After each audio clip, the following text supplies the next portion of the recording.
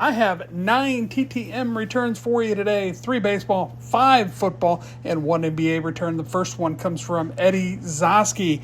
Eddie Zosky is one of those guys to me where I try to avoid TTMing just because they don't do much for my collection, but I went ahead and sent to him anyway, just because, you know what?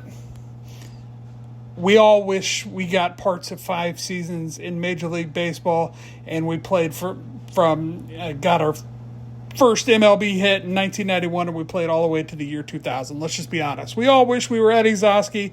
Otherwise, we wouldn't love baseball. The next one comes from a great college football running back, Craig James, part of the Pony Express there with Eric Dickerson in the early 80s. Of course, we all know that SMU got into a lot of trouble there in the early 80s.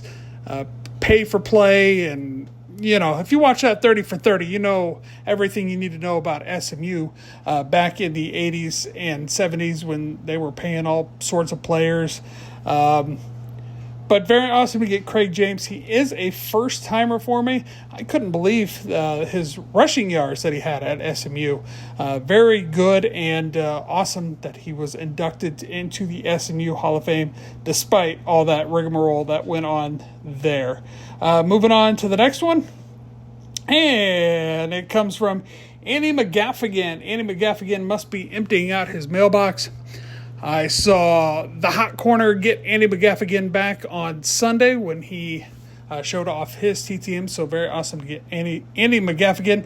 He inscribed John 3:16.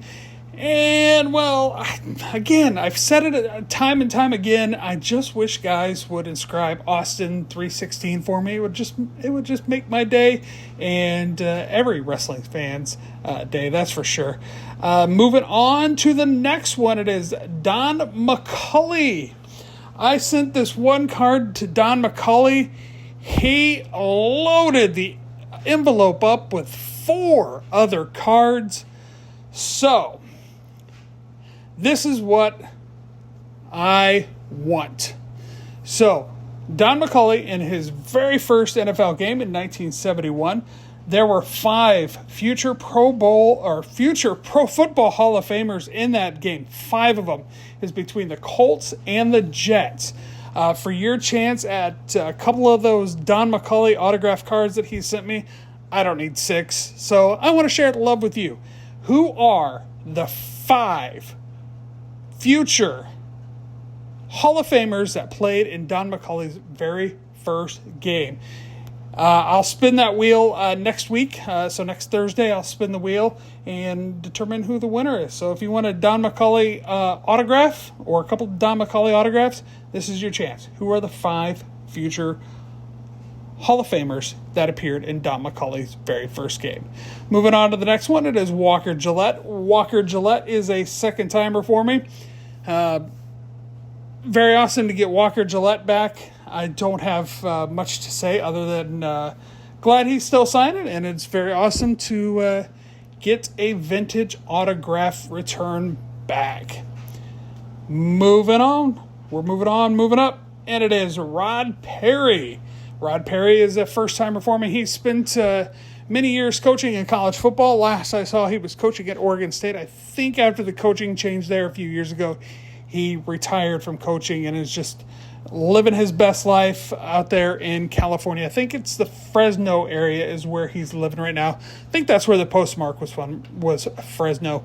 6th in Rams history in interceptions, still after nearly 50 years from his last time he played with the Rams, so that's pretty awesome.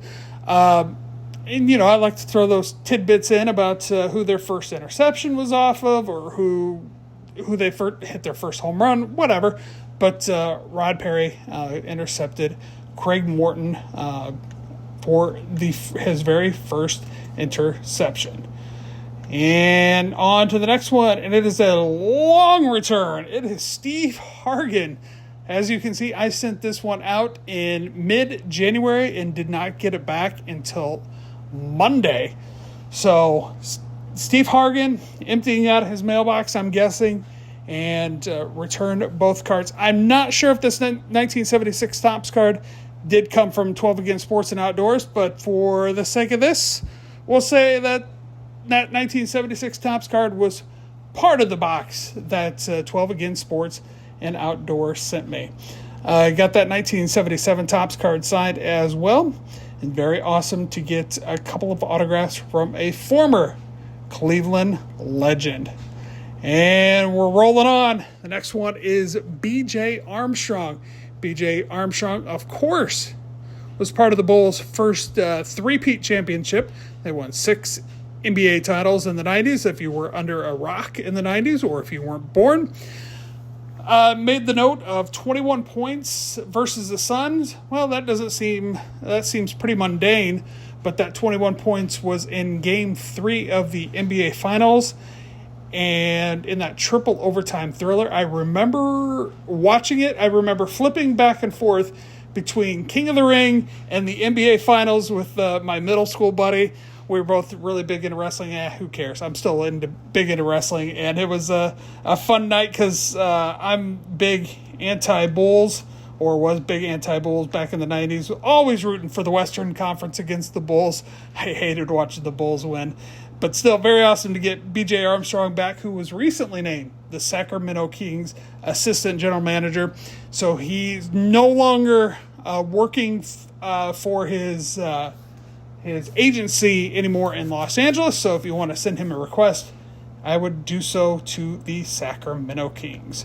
And the last one, it is Phil Villapiano. Phil Villapiano is a second-time reforming. Very awesome to get Phil Villapiano. Pro Bowler 4 times, won Super Bowl 11. And cool to win a Super Bowl. I mean, we all want to do that, just like we all would love to have the opportunity to play big league baseball. So awesome to get Phil Villapiano back, a great Raiders linebacker. Until next time, everybody, let me know which one you like the best. Give me a thumbs up, leave a comment. Until then, have a great weekend. Bye-bye.